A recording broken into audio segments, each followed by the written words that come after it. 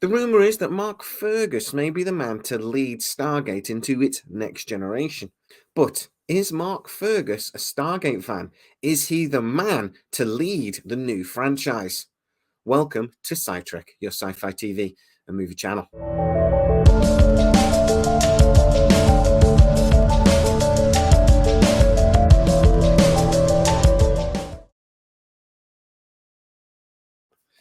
When I dropped the news exclusively to you Sci-Trekkers that Mark Fergus was interested in potentially running the Stargate franchise, and that we later find out through Jenny Stiven, a MGM insider that works a lot with Dial the Gate and Gateworld, that actually Mark Fergus was the one that asked for the Stargate project.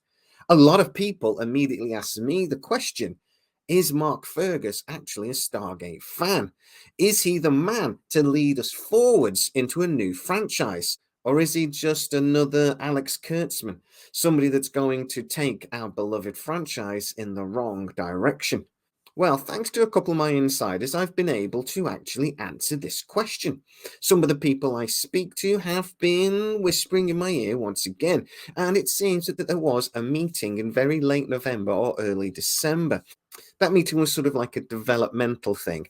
It was following the initial pitches, and it was a series of other meetings that they had to sort of thrash around a few ideas that Amazon and MGM executives had, and that Mark Fergus had. It was a chance for Mark Fergus to ask a few questions, and vice versa. And apparently, in that conversation, some marketing people brought up some information they'd got from a selected questionnaire that they'd sent out to Amazon customers.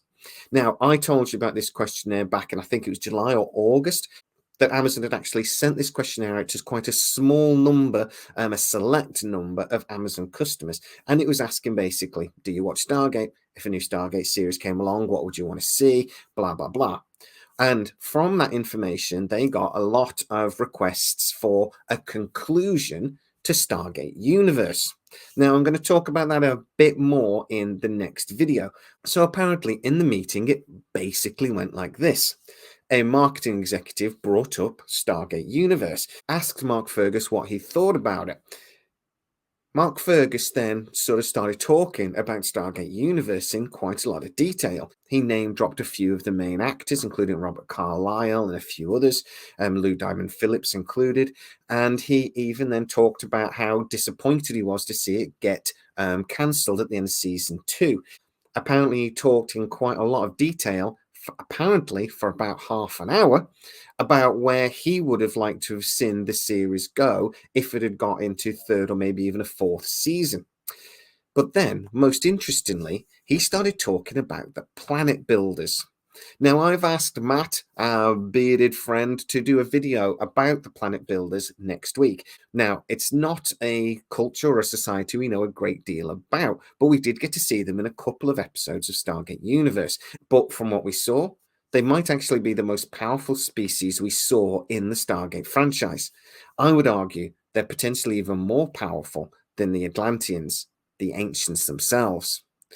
Now, Mark Fergus didn't just know about this. Again, he talked about it for quite some time. He talked about how this species needed to be padded out more, and that maybe they would have an opportunity to do that if given the chance. So, is Mark Fergus a fan of Stargate? Well, when asked about this by marketing people that probably had no idea what these answers on these questionnaires meant when people kept asking for a conclusion to Stargate Universe, Mark Fergus jumped on it and wouldn't shut up. Apparently, this meeting was supposed to be 2 hours, and he talked about Stargate Universe for most of it. So, is Mark Fergus a Stargate fan? Yes. Is Mark Fergus the man to take us forward with this franchise? Well, after we've seen what he did with The Expanse, after we've seen what he's done with lots of other projects that he's done, we know that he is a very fine writer, and we know that him and Hawk Ostby and his Penguin and a Parker company are incredibly good at developing TV series, keeping them reasonably simple but intelligent. And we know that he has that creative ability to do something in line with what we're used to from Stargate as well. Then I would say, oh God, hell yes. This man is not only the right man to push us forward with Stargate, if they're not going to go with Brad Wright, I'm going to argue he may be the only man to push us forward with Stargate. The Penguin and the Parker team, and this is a team effort, by the way. Apparently, there's 4 or 5 people from Penguin and a Parker, and well, my source tells me that actually they were doing most of the talking, and the executives were just sort of sat on the other side of it, sort of nodding and smiling. Sounds like it could be a problem. Well, been up against some pretty bad guys before. Yeah, not so pretty. Overdressed, yes. So the MGM, the Amazon marketing people, and people in that meeting were potentially not Stargate fans, but that's not important. They've just got to write a check. The team on the other side of the desk, the Penguin and the Parker team, they're the ones that are important.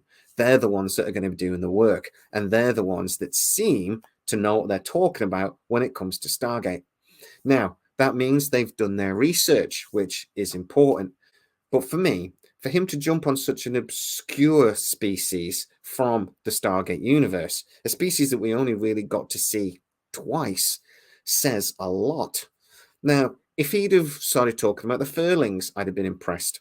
If he'd have started talking about the Goa'uld, I'd have been like, okay, unless he starts talking about it in great detail, you know, you could just watch a couple of episodes of Stargate and talk intelligently about the Furlings and the Goa'uld. If he'd have known about the replicators, fine.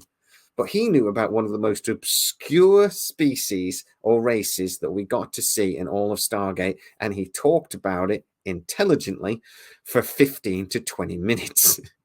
So, does this improve my confidence in the plan for Stargate moving forward if the negotiations can get done and if Amazon can actually decide what the hell to do with Stargate?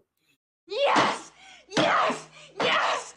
Penguin and Parker are 100% the team to make this franchise great again and to wake up the sleeping giant of sci-fi. Guys, get into the comments, please, though, and tell me what you think about this very interesting news that happened now a couple of months ago. It's only just getting to me, but, you know, unfortunately, information has to be carefully disseminated to you guys because we do have to protect the sources. But I'd love to know what you think about this because to me, I think it's great. I can't tell you how much I love that not only is this guy a gator basically, but he's actually somebody that probably knows almost as much about Stargate as maybe Brad Wright, which is amazing. But get in the comments and tell me exactly what you think. If you are new to the channel, don't forget to like, subscribe, hit that bell notification, share the video wherever the hell you like. If you want to become a fully fledged Scitracker and support the channel even more, hit the join button. And don't forget that there are links to all of our other things like the Discord server, the Twitter account, the Facebook group, the 9 Chevrons website, and everything else, all in the descriptions. Go and please check that out. As always, please stay safe, and I'll see you next time.